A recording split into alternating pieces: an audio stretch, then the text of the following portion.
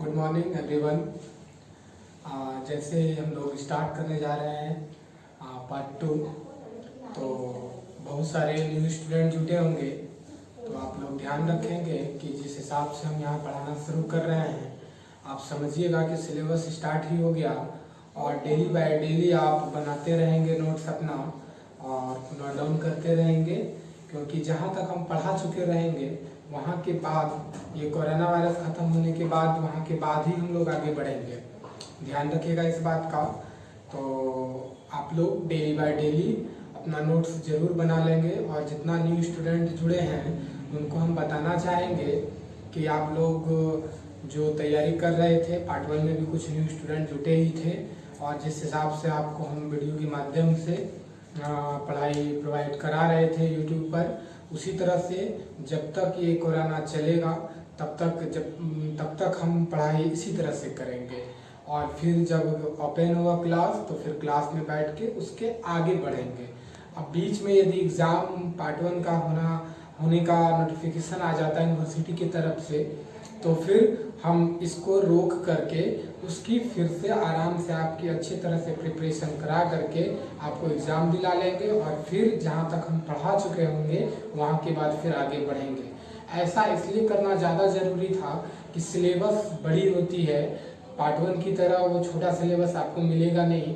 Part 2 की syllabus उससे ज़्यादा बड़ी होती है और सारे चीज़ को विस्तार से समझाना होता है और किताब के सवालों को भी सॉल्व करवाना होता है, बनाना होता है, बताना होता है और पूरा सिलेबस कंप्लीट कराना होता है। तो इसी को ध्यान में रखते हुए फिर हमें उस समय, जिस समय आप पार्ट 2 का एग्ज़ाम देंगे, अभी तो पार्ट 1 का ही देंगे आप, लेकिन जब आप पार्ट 2 का एग्ज़ाम देंगे तो उस समय की कमी ना हो, ऐसा चीज़ों को समझते हुए हम बैच को स्टार्ट कर रहे हैं। और बाकी अभी कोई टेंशन नहीं लेंगे आप इस बारे में कि क्या होगा, कैसे होगा एडमिशन वगैरह वगैरह, उसके लिए आप चिंता न करें। बैच की ज़रूरत पड़ेगी तो हम संख्या और बढ़ा देंगे। ऐसा हम कभी नहीं कह सकते कि अब हमारे पास सीट फुल हो गया है और हम आपका एडमिशन नहीं लेंगे, वो वहाँ की बात है। और जो सिर्फ यूट्यूब पर ही पढ़ना चाहते हैं तो कोई बात नहीं है, आप पढ़ाई करें। जिस तरह से हमारा अभी आपको वीडियो मिल रहा है उसी तरह से आपको अंतिम समय तक वीडियो मिलेगा, क्योंकि कुछ लोग यूपी से भी जुड़े हुए थे पिछले वाले सेशन में, मतलब जो पार्ट 2 पढ़ा चुके उसमें, तो उनके लिए भी ऐसा काम हमें करना ही है। तो उसी तरह से आप लोग भी जो बाहर से जुड़ रहे हैं कोई प्रॉब्लम नहीं है, आप पढ़ाई इसी माध्यम से करेंगे, कोई दिक्कत इससे नहीं आएगी। चलिए, तो हम लोग आते हैं, हम लोग पहले सिलेबस के बारे में समझते हैं और उससे संबंधित कितने क्वेश्चन आएंगे, कितने क्वेश्चनों का जवाब देना होता है, किस किस चैप्टर को किस ढंग से पढ़ना होता है, कौन सा चैप्टर आपके प्रीवियस ईयर से कम मैच करता है, कौन सी नई चीज़ें आएंगी, वो सारी चीज़ों के बारे में हम लोग पहले विस्तार से सिलेबस को समझेंगे और इसके बाद आप बताएंगे आपकी कौन सा चैप्टर हम शुरू करें। और जैसा आप सबों की मानना होगा आप सबों का, वैसा हम स्टार्ट करेंगे और हम कोशिश करेंगे आपको बताने की कि कौन सा चैप्टर आपको इस माध्यम से पढ़ने में सहूलियत होगी। आप अपने घरों पर आराम से जरूर पढ़ेंगे। हम लिखना शुरू करते हैं।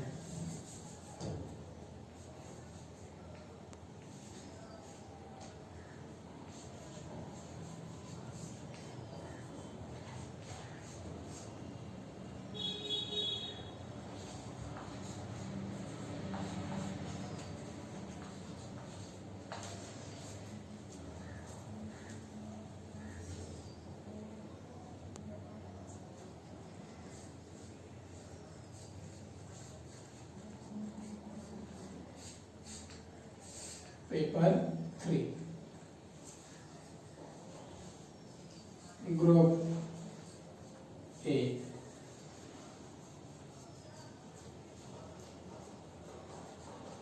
Advance calculus.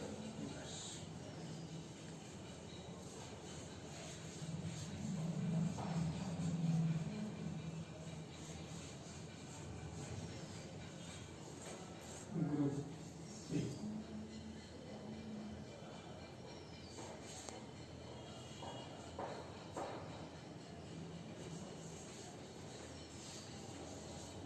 Real analysis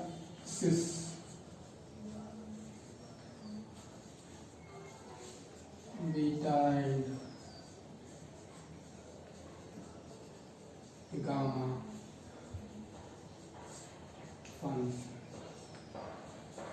double and triple integration में भी इसी में कंटेंट रहेगा।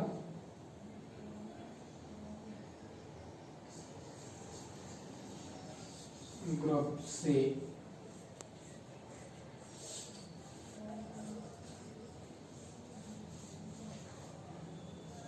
Static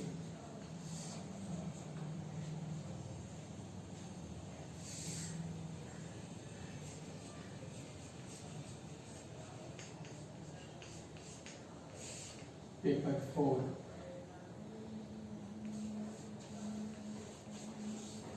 group a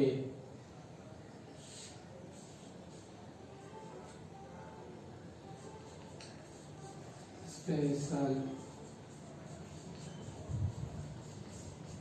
function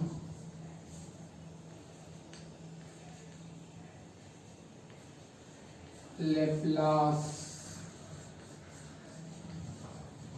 transformation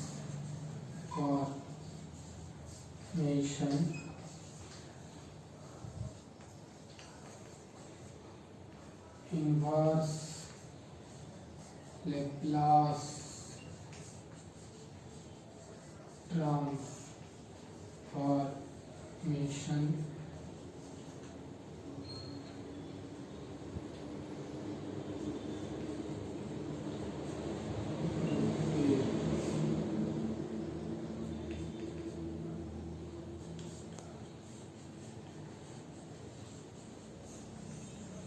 differential equation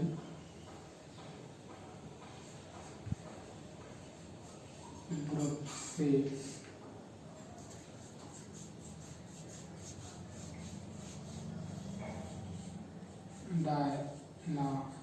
dynamics on particle में। चलिए आइए, आप जो ये सिलेबस देख रहे होंगे इसमें टॉपिक बहुत सारे होंगे और सारे टॉपिक को हम एक एक तरफ से पढ़ेंगे जब सिलेबस शुरू होगा हमारा चैप्टर।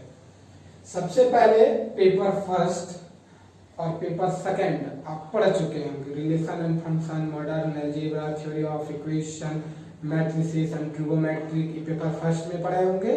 इसके बाद कैलकुलस पढ़े होंगे, सेकेंड पेपर में calculus, 2D 3D group C में पढ़े होंगे उसके, और वेक्टर पढ़े होंगे, डिफरेंशियल इक्वेशन पढ़े होंगे। तो ये सारी चीजें पेपर 2 में आप पढ़े होंगे। ये जो कोर्स होता है 3 ईयर कोर्स, ये 3 ईयर कोर्स पूरा 8 पेपर आपको मिलेगा पढ़ने के लिए। आप जो पार्ट 1 में पढ़े वो पेपर फर्स्ट पढ़े, पार्ट 2 में पढ़ेंगे तो पेपर फर्स्ट और पेपर सेकेंड पढ़े, और जो आप पार्ट 2 में पढ़ेंगे वो पेपर थर्ड और पेपर फोर्थ पढ़ेंगे। और जब पार्ट थर्ड जाएंगे तो पेपर 5, क्योंकि 4 पढ़ चुके हैं, 5, 6, 7, 8 तक पढ़ेंगे। यानी कि पार्ट थर्ड में आपको 4 पेपर पढ़ना होगा, पार्ट 2 में आपको 2 पेपर पढ़ना होगा, और पार्ट 1 में ऑलरेडी आप 2 पेपर पढ़ चुके हैं। जितना 8 पेपर आपको अलग अलग ईयर में मिलेगा सब 100 मार्क्स का मिलेगा। और सारी चीजें आपको उसके अंदर भी क्या क्या चीज है वो हर जगह, तो जैसे पार्ट 1 में समझाए थे, पार्ट 2 वाला ये जो सिलेबस है इस पर भी हम समझा रहे हैं। तो ये पेपर पार्ट 2 में क्या मिलेगा, पेपर 3 मिलेगा और पेपर 4 मिलेगा। 200 मार्क्स हो गया, ये 100 मार्क्स का पेपर, ये 100 मार्क्स का पेपर। और जो होगा आपका 2 सब्सिडियरी पेपर होगा, फिजिक्स और केमिस्ट्री, और एक लैंग्वेज पेपर होगा। ओवरऑल 500 मार्क्स हो गया। तो जो मैथ का आपका ऑनर्स है तो यहाँ आपको 2 पेपर मिल रहा है पार्ट 2 में, जिस तरह पार्ट 1 में मिला करता था। आइए, जैसे हम लोग जानते हैं कि पार्ट 1 में भी 3 ग्रुप था, यहाँ पे भी 3 ग्रुप है। पहला ग्रुप ए, पहला दूसरा ग्रुप बी और तीसरा ग्रुप सी। वहां पर भी पहले ग्रुप में 4 क्वेश्चन था, यहाँ भी पहले ग्रुप में 4 क्वेश्चन है। पहले ग्रुप में 4 क्वेश्चन है और एडवांस कैलकुलस इस चैप्टर का नाम है। वो पूरा का पूरा एडवांस कैलकुलस है। हम आपको डिटेल में थोड़ा सा बता देते हैं। कंटिन्यूटी जो आप पार्ट 1 में पढ़े थे, डिफरेंशियबिलिटी जो आप पार्ट 1 में पढ़े थे, वो इसका फर्स्ट क्वेश्चन होगा। इसके बाद मीन वैल्यू थ्योरम। अब ये मीन वैल्यू थ्योरम क्या है वो आपको बता देते हैं। ये आपका मीन वैल्यू थ्योरम जो आप 12th में रॉलेस थ्योरम पढ़े थे, लेग्रांजेस थ्योरम पढ़े थे, दो थ्योरम पढ़े थे, दोनों का स्टेटमेंट पढ़े होंगे 12th में, याद होगा। डिफरेंशिएशन पढ़ने के तुरंत बाद मीन वैल्यू थ्योरम के नाम से दो थ्योरम था, जिसका स्टेटमेंट था fx be a continuous in closed interval ab such that a and b is continuous, f be a function defined over the interval ab such that a be continuous in closed interval, a be differential in open interval, then there exists at least one point c belongs to a and b such that f dash c is equal to 0। Lagrange's में भी इसी तरह की चीजें थी, f dash c is equal to f b minus f a बटे b minus a।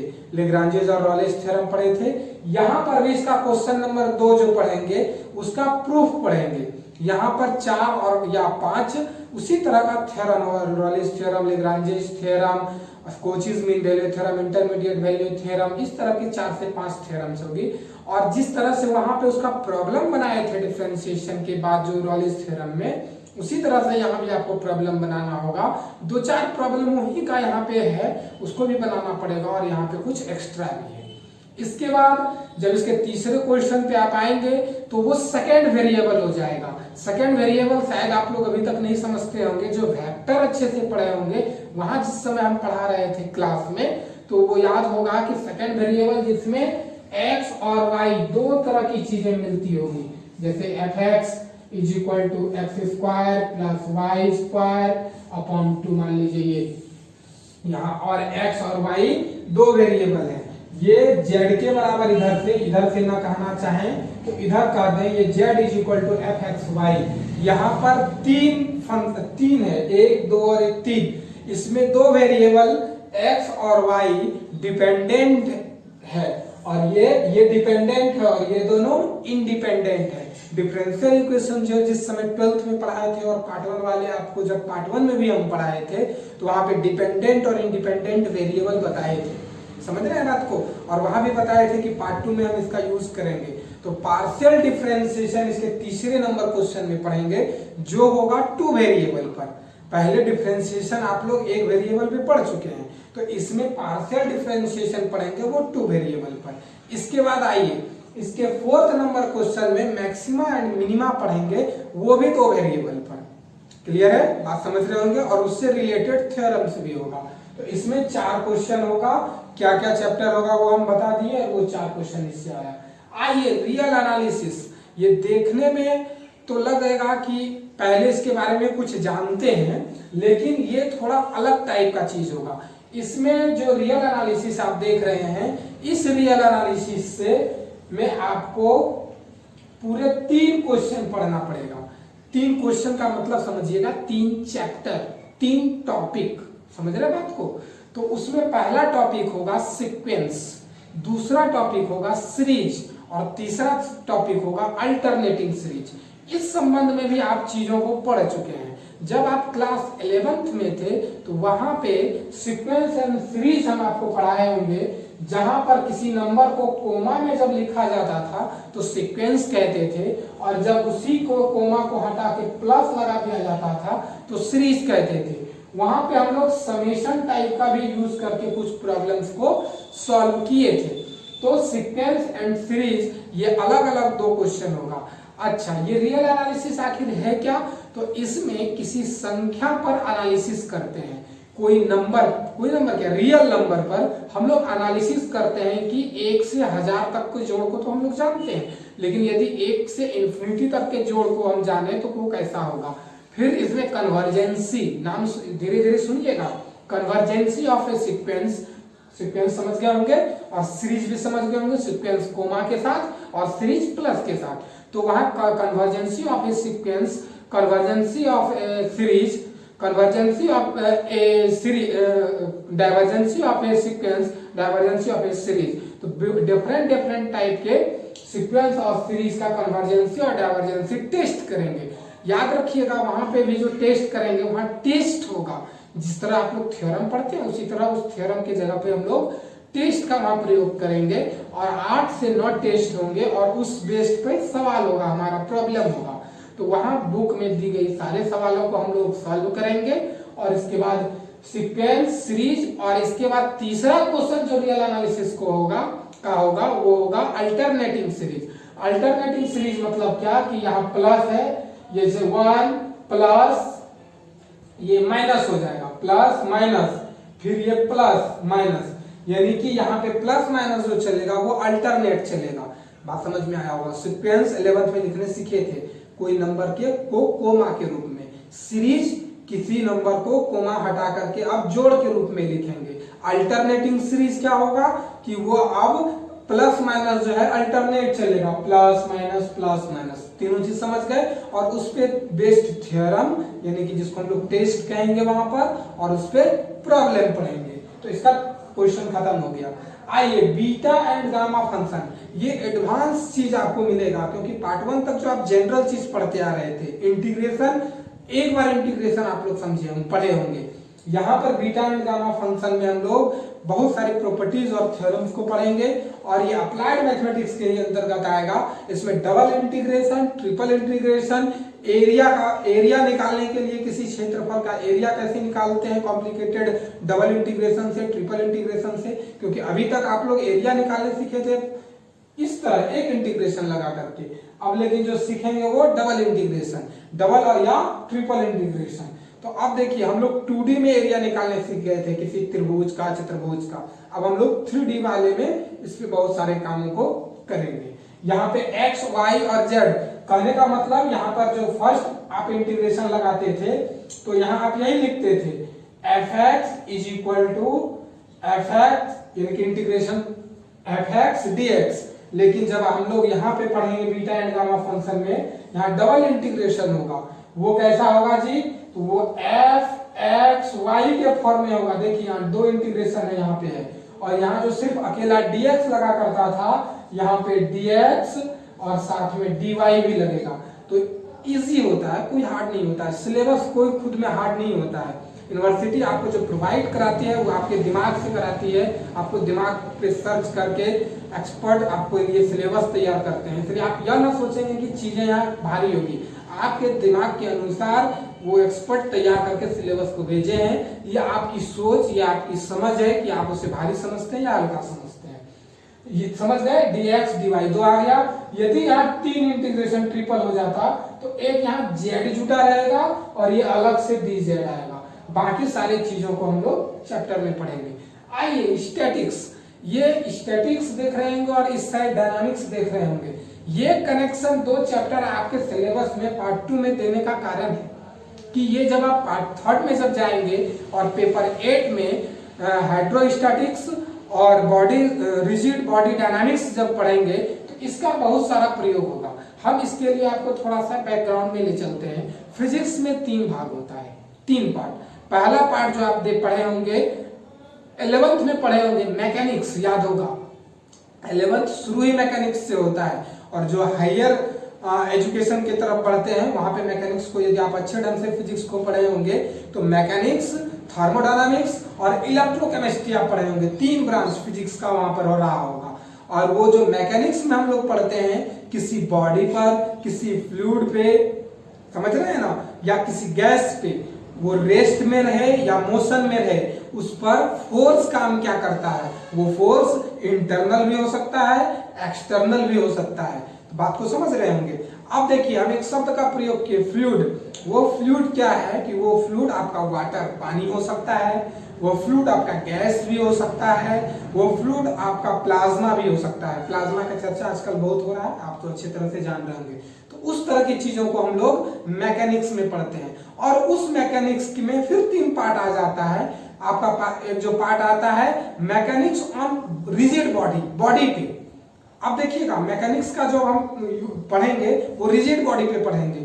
अब इसके बाद फिर क्या आएगा, अब जो मैकेनिक्स पढ़ेंगे उसका दूसरा पार्ट जो आएगा मैकेनिक्स का ऑन फ्लूइड, यानी कि अब जो मैकेनिक्स के बारे में पढ़ेंगे वो फ्लूइड के बारे में पढ़ेंगे। फ्लूइड मतलब मैकेनिक्स पढ़ेंगे, पानी पर क्या प्रभाव पड़ता है, उसका फोर्स या पानी का बल, पानी अपना बल प्रयोग, उत्प्लावन बल पढ़े होंगे ना, बात समझ में आ रहा है। तो वही सारी चीजें आएगी। इसके बाद उसका तीसरा पार्ट जो होता है वो deformation of body, deforming body, जिसके अंदर इलास्टिसिटी और प्लास्टिसिटी आता है।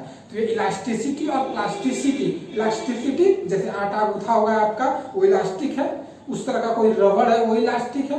प्लास्टिसिटी जैसे प्लास्टिक के बारे में जानते हैं, कड़ा होता है लेकिन टूट सकता है, तो उस तरह की चीजें होती है। लेकिन याद रखिएगा आपके सिलेबस ऑनर्स में जो है आपका इलास्टिसिटी और प्लास्टिसिटी रिलेटेड आपको डिफॉर्मिंग बॉडीज के बारे में, मैकेनिक्स ऑफ डिफॉर्मेबल बॉडी के बारे में नहीं दिया होगा। आपको जो दिया होगा वो mechanics on fluid and mechanics on rigid body दिया होगा। और वो मैकेनिक्स ऑफ रिजिड बॉडी के अंदर भी दो पार्ट आ जाता है, एक आ जाता है स्टैटिस्टिक्स, एक आ जाता है डायनामिक्स। बात समझिएगा, ये सारा डिटेल हम और करेंगे, ये सिलेबस जैसे चालू करेंगे हम पूरा डिटेल करेंगे, एक बैकग्राउंड आपको देने की कोशिश कर रहे हैं। तो अब हमारा जो आएगा मैकेनिक्स के फर्स्ट पार्ट में कि मैकेनिक्स ऑन रिजिड बॉडी, वो दो भागों में फिर बंट जाता है, एक स्टैटिक्स एक डायनामिक्स। स्टैटिक्स मतलब कि किसी बॉडी के अस्थिर अवस्था में हम उसकी चर्चा करेंगे कि उसका एक्सटर्नल फोर्स के कारण या कभी कभी इंटरनल फोर्स के कारण उस पर क्या प्रभाव होता है उसका स्टडी करेंगे। डायनामिक्स, अब ये डायनामिक्स जो है स्टैटिक्स नाम से ही पता चल रहा है स्थिर की अवस्था में, और डायनामिक्स गति की अवस्था में उस पर क्या प्रभाव पड़ता है, समझ में आ रहा है बात। और फिर डायनामिक्स भी दो पार्ट में फिर बदल जाता है, एक डायनामिक्स गति के पार्ट में, यानी कि एक पार्टिकल पे जब ये एक पार्टिकल मोशन में रहे तो क्या क्या प्रभाव पड़ता है, और जब एक पूरा बॉडी क्या चीज से बना है, छोटे छोटे पार्टिकल से बना है ना, तो एक में क्या डिस्कस करेंगे छोटे से पार्टिकल से, और दूसरे में क्या करेंगे पूरे पार्टिकल का ग्रुप बनके जो बॉडी तैयार हुआ है तो उस पर हम लोग स्टडी करेंगे। तो वो जो पार्टिकल पे स्टडी करेंगे वो डायनामिक्स कहलाएगा। एक साथ दोनों समझ लीजिएगा, डायनामिक्स। और यदि उस बॉडी पर हम स्टैटिक्स स्थिर अवस्था में उस बॉडी पर यदि हम लोग स्टडी करेंगे तो वो स्टैटिक्स कहलाएगा। बात समझ गए। एक बार और बता देते हैं कि कोई भी बॉडी पे या पार्टिकल पे दोनों स्थिर अवस्था में जब रहे और उस पर जब हम लोग स्टडी करेंगे तो वो स्टैटिक्स कहलाएगा। इसमें बहुत सारा चीज है, इक्विलिब्रियम संतुलन की अवस्था आप लोग बचपन में पढ़े होंगे। कोई बॉडी संतुलन में टीप का एग्जांपल आप लोग बहुत लेते होंगे, वो इस चैप्टर में आएगा आपका। कैनेटिक्स, जो पोल में आप तार लगा हुआ देखते हैं, कितनों खींच दें वो under the action of gravitational force, यानी कि गुरुत्वाकर्षण के कारण उसमें कुछ ना कुछ झूला हुआ रह ही जाता है। आप कितनों टाइट से पोल में तार को खींचे रहेंगे, कुछ ना कुछ एक कर्व बनाएगा, उस पर भी स्टडी करेंगे हम लोग इस चैप्टर में। बात समझ में आ गया। हम बैकग्राउंड बनाने की कोशिश किए। अगले दिन इस पे जब हम सिलेबस स्टार्ट करेंगे, जो भी सिलेबस स्टार्ट करें तो उसका हम पूरा जितनी बातों को अभी बोले हैं उस सारे को लिखाएंगे और इसके बाद आगे बढ़ेंगे। आइए ये अब पेपर 4 में आ जाइए, हम बता देते हैं मार्क्स किसमें कितना होगा। पेपर 4 में फिर वो ग्रुप ए मिलेगा, पेपर 4 में फिर ग्रुप ए मिलेगा, और वो ग्रुप ए में जो आपको स्पेशल फंक्शन मिलेगा, वो जो स्पेशल फंक्शन मिलेगा ये भी स्पेशल टाइप का एक आपका चीज होगा। ये दो तरह का दो क्वेश्चन यहाँ पे रहेगा। इसमें पहला क्वेश्चन जो आप यहाँ पे पढ़ेंगे इसमें दो क्वेश्चन आपको मिलेगा। इसमें क्वेश्चन स्पेशल फंक्शन से दो क्वेश्चन आएगा। पहला जो आपका क्वेश्चन आएगा उसमें दो थ्योरम होगा, लैग्रांजेस थ्योरम और बेसेल्स थ्योरम। ये आपका सिलेबस ही बता रहे हैं आपको, ये कोई क्वेश्चन गिन के नहीं बता रहे हैं। पहला चैप्टर में जो आपका आएगा स्पेशल फंक्शन के पहले चैप्टर में कि बेसेल्स और लैग्रांजेस थ्योरम, और वो दो थ्योरम में एक थ्योरम पिछले साल आ चुका होता है और अगले साल वो दूसरा वाला थ्योरम आता है। इस तरह से चैप्टर में आपका उस वैसे 3 थ्योरम रहता है, लेकिन 2 में ही क्वेश्चन आता जाता है। बाकी हम तीनों थ्योरम को पढ़ेंगे और वो 16 और 18 पेज का थ्योरम होता है, और कोई डरने की बात नहीं है, एकदम इजी होता है, आपको मन लगेगा उसमें पढ़ने में। फिर उसी से रिलेटेड इसमें दूसरा क्वेश्चन भी होता है जो उस तीन थ्योरम के बेस्ड पर कुछ रेफरेंस होते हैं और उस पर हमको प्रॉब्लम सॉल्व करना होता है। ये भी बुक के सारे क्वेश्चनों को हम लोग सॉल्व करके पढ़ते हैं। तो ये हो गया आपका क्वेश्चन स्पेशल फंक्शन का, दो क्वेश्चन। लेप्लास ट्रांसफॉर्मेशन एक क्वेश्चन आता है और एक इनवर्स लेप्लास ट्रांसफॉर्मेशन आता है, एक क्वेश्चन इसका भी होता है। तो ये आप देख लेंगे कि क्वेश्चन 2, 3 और 4, देखिए 4 क्वेश्चन आपका पूरा हो गया। हम आपको लेप्लास और इनवर्स लेप्लास के बारे में जरा सा बताना चाहेंगे। आप पढ़े होंगे ट्रिगोमेट्री 11th में, ट्रिगोमेट्री पढ़े थे, और 12th में आए होंगे तो हम आपको पढ़ाए होंगे इनवर्स ट्रिगोमेट्रिक फंक्शन। और जो न्यू स्टूडेंट रहते हैं उनको हम हमेशा कहते हैं कि आप ट्रिगोमेट्री जरूर पढ़ लीजिए, तब इनवर्स ट्रिगोमेट्री आपको समझ में आएगा। ठीक उसी तरह से लेप्लास ट्रांसफॉर्मेशन उसी तरह का एक फंक्शन ही है, ठीक है। और उसके इनवर्स को जब पढ़ते हैं तो वो इनवर्स लेप्लास ट्रांसफॉर्मेशन कहलाता है।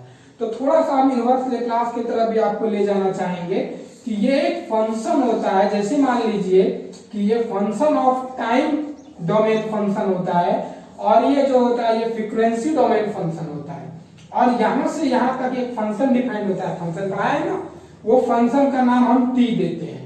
अब ये जब टी यहां पर लगता है इस एफ टी पर, तो ये एफ टी लगता है, तो इधर जो रिजल्ट देता है वो एफ एस हमको रिजल्ट देता है। बात समझ गए होंगे। तो जिस तरह से आप ये लेप्लास का पढ़े, वो यदि इधर से रिवर्स हो जाए, ऐसा हो जाए, तो ये लेप्लास ये टी से नहीं एल से डिनोट करते हैं, ये एल से डिनोट करते हैं। ये एल इनवर्स से यदि फंक्शन इधर से हो जाए, यानी कि एफ एस से एफ टी की तरफ, तो इनवर्स लेप्लास ट्रांसफॉर्मेशन हो जाता है। तो वहां पर जब हम चैप्टर पढ़ेंगे तो बताएंगे कि ये टाइम डोमेन फंक्शन क्या है। टाइम डोमेन फंक्शन वही है कि कोई ऐसा फंक्शन जिसका डोमेन टाइम हो। फ्रीक्वेंसी डोमेन फंक्शन क्या है, वैसा डोमेन जिसका डोमेन वैसा फंक्शन जिसका डोमेन फ्रीक्वेंसी कॉम्प्लेक्स रहा हो, अल्फा प्लस आई बीटा, उसी तरह का चीज वहां पे मिलेगा। तो बातों को आप समझ, डायनामिक्स के बारे में तो बता दिए, डायनामिक्स वाले पार्टिकल कि कोई बॉडी है, ये फिजिक्स का ब्रांच है, और ये कोई किसी पार्टिकल पर गतीय अवस्था में, इन मोशन में स्टडी करते हैं। जैसे कि किसी बाइक में एक्सीलेटर के बारे में, तो उस तरह की चीज, कोई पार्टिकल यहाँ है वो एक कर्व बना करके आगे बढ़ा, तो इसके बारे में हम लोग स्टडी करते हैं। इसके बाद जो एक आता है बॉडी पे स्टडी करने वाला, वो पार्ट थर्ड का ग्रुप ए है। और फ्लूइड पे जब हम लोग स्टडी करते हैं एट रेस्ट, ये देखिए at rest on a body on particle हो गया। एट मोशन, डायनामिक्स में एट मोशन कोई पार्टिकल गतीय अवस्था में किसी पार्टिकल पे डिस्कस करेंगे यहाँ पर। तो इसमें तो हो ही गया था हमारा। अब कोई बॉडी पर, पार्टिकल पे हो गया था, बॉडी पर पार्ट थर्ड में करेंगे, और किसी फ्लूइड पे संतुलन की अवस्था में, वो भी पार्ट थर्ड में करेंगे। किसी फ्लूइड के गतीय अवस्था में, वो जाके पीजी में, हायर क्लास में है। तो बातों को आप समझ गए आई थिंक, और इधर कोई प्रॉब्लम तो रहा नहीं होगा। अब बातें की जाए कि सिलेबस में चैप्टर कौन सा शुरू किया जाए, तो ये चीज तो आप पढ़ ही चुके हैं, पहला दो क्वेश्चन। और इसके बाद ये डेली लाइफ से रिलेटेड आपको एग्जांपल, जैसे आप कंटिन्यूटी पढ़े थे तो आपको डेली लाइफ से एग्जांपल तो हम दिए ही थे कि कोई जैसे हार्ट बीट का चलना कंटिन्यूअस है, नॉट कंटिन्यूअस, डिफरेंशिएबल का आपको हम फोटो फिगर हम तो आपको बना के हमेशा दिया करते हैं जिस तरह देते थे। और इसके बाद रियल एनालिसिस, ये तो नंबर पे डिस्कस है, जिस तरह की कैलकुलेशन होता है उस तरह से कैलकुलेशन करेंगे। बीटा गामा फंक्शन, ये भी कैलकुलेशन है, डेली लाइफ से कंटेन कराने में थोड़ा वो फिगर ही हम आपको दिखा सकते हैं, आपको फिगर इमेजिन करना पड़ेगा। इसके बाद जब स्पेशल फंक्शन आएंगे तो ये पूरी तरह से मैथमेटिकल है। ग्रुप बी में हम डिस्कस करना भूल गए, ये ग्रुप बी में डिफरेंशियल इक्वेशन जो पार्ट 1 तक आप पढ़े थे उसके बाद का पार्ट होगा, और इसमें चारों क्वेश्चन डिफरेंशियल इक्वेशन होगा, पूरी तरह से कैलकुलेशन ही होगा। डायनामिक्स किसी पार्टिकल पे हम लोग डिस्कस करेंगे, वो बता दिए। तो मेरे विचार से इस माध्यम से हम जो आपको पढ़ा रहे हैं, क्योंकि हम लोग तो सामने है नहीं, हम आपके प्रॉब्लम को सुन करके फिर तुरंत जवाब देना और आपके प्रत्येक प्रॉब्लम पे डिस्कस करने के लिए वो सबसे अच्छा टॉपिक मेरे विचार से स्टैटिक्स लगता है। अब आपके विचार से क्या लगता है आप हमें व्हाट्सएप पे इस बारे में बताइएगा। यदि मैक्सिमम लोग रेडी होते हैं कि नहीं एक तरफ से एडवांस से चालू करें तो यहाँ से ही कर देंगे। यदि आप लोगों को कोई प्रॉब्लम ना हो, क्योंकि इन चीजों को आपको इमेजिन करा सकेंगे, स्टैटिक्स जो है या आपको आसपास जो हम बोलेंगे वो आप अपने आसपास भी देख सकते हैं। तो ये चीज हमें पढ़ाने में ज्यादा आसानी आपको समझने में होगा, और जब आप अच्छे से समझेंगे तो हमको खुद आसान होगा पढ़ाने में। और ये बात है कि ये कोरोना वायरस का साया बहुत दिनों से है, लगभग 3 महीने से है, और देखिए कब तक होता है। तो ये 2 महीना और ज़्यादा से ज़्यादा चल जाए और क्या फ़र्क पड़ता है, इससे ज़्यादा तो उम्मीद नहीं है कि ये बढ़ सकता है। और ये क्योंकि बहुत सारा वैक्सीन आ गया है, ऑक्सफोर्ड यूनिवर्सिटी ने भी आज वैक्सीन का ऐलान किया है कि हम ये वैक्सीन लगभग हमारा सफल है, दूसरे चरण में है। भारतीय कंपनियों ने भी इस पे अपना व्यू दे चुके हैं। उन्होंने कहा है कि हम दिसंबर तक में लगभग कवर कर लेंगे, वैक्सीन की जितनी ज़रूरतें हैं उसको ज़रूरतों के हिसाब से लगभग पूरा कर लेंगे। तो देखिए कहाँ तक हम लोग का और समय व्यतीत होता है। इस बात को ध्यान रखिएगा कि जितना चीज़ लिखा रहे हैं, जितना चीज़ पढ़ा रहे हैं, इस सारे चीज़ों को आप नोट डाउन करते जाइएगा, क्योंकि हमेशा जो भी चीज़ होता है, जितना जो भी चीज़ें होती है, स्टूडेंट अपने पढ़ाई पर ही ध्यान दें। जैसे शेर अपने गुफा में भी रहता है तो सुबह उस क्या कैसे उसको और किधर जाके शिकार करना है उस पर भी वो ध्यान रखता है। उसी तरह से आप लोग स्टूडेंट भी हैं तो उस हिसाब से आपको भी ध्यान देना पड़ेगा कि आपको पढ़ाई पे कि कैसे पढ़ाई करना है। आप घर में हैं, पढ़ाई का काम ऐसा कुछ नहीं है कि आपके बाहर निकल के ही पढ़ना है आपको अभी, क्योंकि बहुत सारी नई नई माध्यम आ गई है। तो उस हिसाब से आप जरूर अच्छे ढंग से पढ़ाई कर लें। तो इसमें कुछ मार्क्स के बारे में लग रहा है नहीं बताएं क्या, तो कोई बात नहीं, हम आपको बता देते हैं। प्रत्येक पेपर के लिए इस तरह की चीजें होंगी। हम इधर जैसे जान गए सब में कि चलिए हम बीच में कुछ चीजों को बता देते हैं। पहले आप लोग इसको लिख लें और मार्क्स के बारे में थोड़ा सा हम बता देते हैं।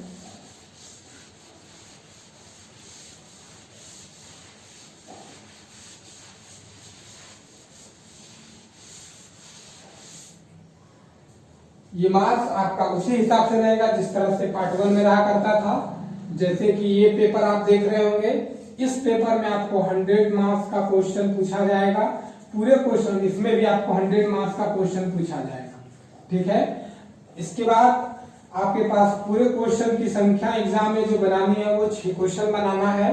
फर्स्ट क्वेश्चन जो आपका रहेगा वो ऑब्जेक्टिव रहेगा और रेस्ट क्वेश्चन जो 2, 3, 4 और ये 5, ये पांचों क्वेश्चन जो रहेगा उसमें क्वेश्चन ए और बी करके रहेगा। ए बी और ए और बी करके रहेगा। इसमें जो होगा वो 16 मार्क्स का क्वेश्चन रहेगा। ये भी 16 मार्क्स का, ये भी 16 मार्क्स का, ये भी 16 मार्क्स का। ए जो होगा वो आपका मार्क किया जाएगा 8 मार्क्स से, ये भी 8 मार्क्स से, ये भी 8 मार्क्स से, 8 मार्क्स, 8 मार्क्स, 8 मार्क्स। यानी कि ए के लिए 8 मार्क्स मिलेगा, बी के लिए 8 मार्क्स मिलेगा। पार्ट 1 में जैसा हम लोग बताए थे और आप जानते भी होंगे कि किसी इसमें प्रत्येक ग्रुप से एटलीस्ट 1 क्वेश्चन को टच करना होता है। यहाँ पे कम से कम आपको इस 4 में से कम 1 बनाना होगा, इस 4 में से कम 1 बनाना होगा और इस 4 में से कम 1 बनाना होगा। एक यदि आप बना लेते हैं तो 3 क्वेश्चन हो गया। आपको पूरे लॉन्ग क्वेश्चन का जवाब देना है 5 क्वेश्चन का। क्वेश्चन नंबर 6 भी आएगा, ये ए होगा और ये भी होगा।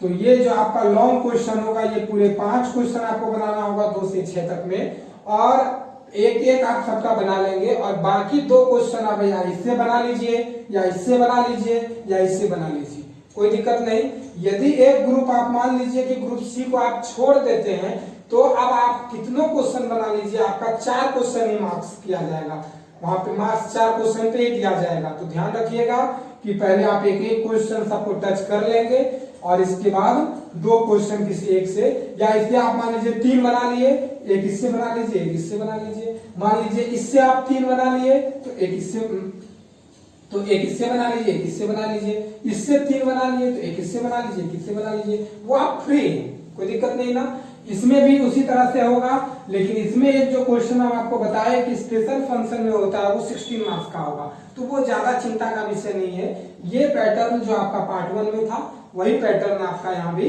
रेगुलर रहेगा और 100 मार्क्स का दोनों रहेगा, 100 मार्क्स का। अब एक बात जैसा हम पार्ट 1 में भी बताए थे कि यदि आप किसी एक पेपर में, इस पेपर में 90 मार्क्स, पास मार्क्स जो आपका होता है बताए थे 45 मार्क्स, यानी कि 100 में यदि आप 45 मार्क्स लाते हैं तो आप पास आउट समझे जाएंगे। इस 100 में भी यदि आप 45 मार्क्स लाते हैं तो आप पास आउट समझे जाएंगे।